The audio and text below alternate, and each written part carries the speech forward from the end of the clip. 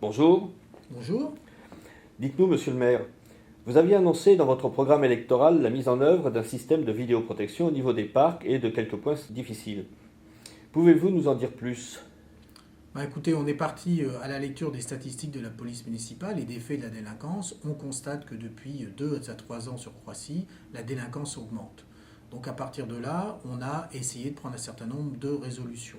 La première, ça a été de multiplier par 2 le nombre de policiers municipaux, plus particulièrement pour tout ce qui va être la sécurité. Ensuite, on a augmenté les moyens de la police municipale et on a aussi augmenté la couverture de la police municipale. À la lecture des faits, ces actions n'ont pas suffi et donc aujourd'hui, on décide de mettre en place la vidéoprotection. Il est certain que la vidéoprotection ne va pas tout régler, elle va nous aider, nous accompagner pour essayer de faire baisser cette délinquance et plus particulièrement un fait très important sur la ville de Croissy qui concerne tout ce qui est dégradation, dégradation de véhicules, dégradation de biens. Pouvez-vous nous indiquer les principales étapes du projet à venir?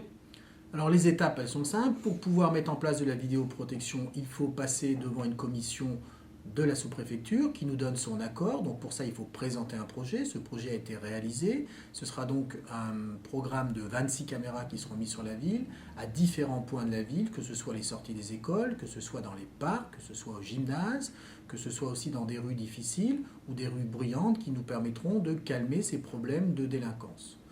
Une fois que cette commission aura donné un avis positif, nous mettrons en place un comité d'éthique. À partir de là, nous lancerons un appel d'offres. Courant septembre, nous commencerons à attendre les recours éventuels de cet appel d'offres.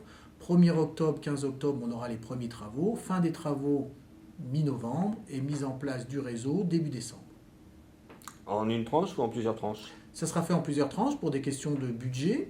Donc on aura 3 tranches. La première tranche donc, sera mise en place cette année au 15 décembre. Merci. Souvent, les points de vue sur la vidéoprotection sont très tranchés. Il y a ceux que cela ne gêne pas, voyant avant tout le côté positif de ce dispositif, et ceux qui brandissent la sacro-sainte atteinte à la liberté individuelle et qui affichent de plus un certain scepticisme face aux résultats attendus. Que dites-vous à ceux qui, comme l'on dit, ne sont pas pour? Tout simplement, je voudrais répéter, la plupart du temps, quand on n'est pas pour la vidéoprotection, on pense simplement à la répression. La vidéoprotection, ce n'est pas que la répression. Il y a toute la prévention qui va avec. Cela peut paraître bizarre, mais grâce à des caméras de vidéoprotection qui sont mises sur un réseau dans la ville, cela nous permet de connaître, par exemple, les stationnements dangereux qui peuvent permettre ou qui peuvent lancer des accidents. Ça nous permet aussi de savoir les gens qui sont mal garés et qui obligent un certain nombre de passants à passer sur la rue avec des poussettes. Et donc à partir de là, on peut réaliser de nouveaux passages urbains, ce qui facilite la prévention.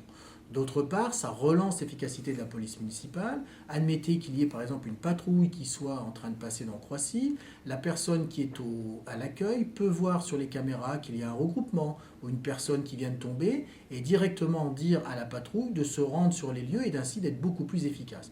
Et puis aussi, il ne faut pas le cacher, ça permet d'avoir un certain nombre de faits pour lancer des enquêtes que la police nationale permettra d'avoir et qui nous permettront de résoudre des faits comme les dégradations. Et là, bien sûr, on sera sur un thème de la répression.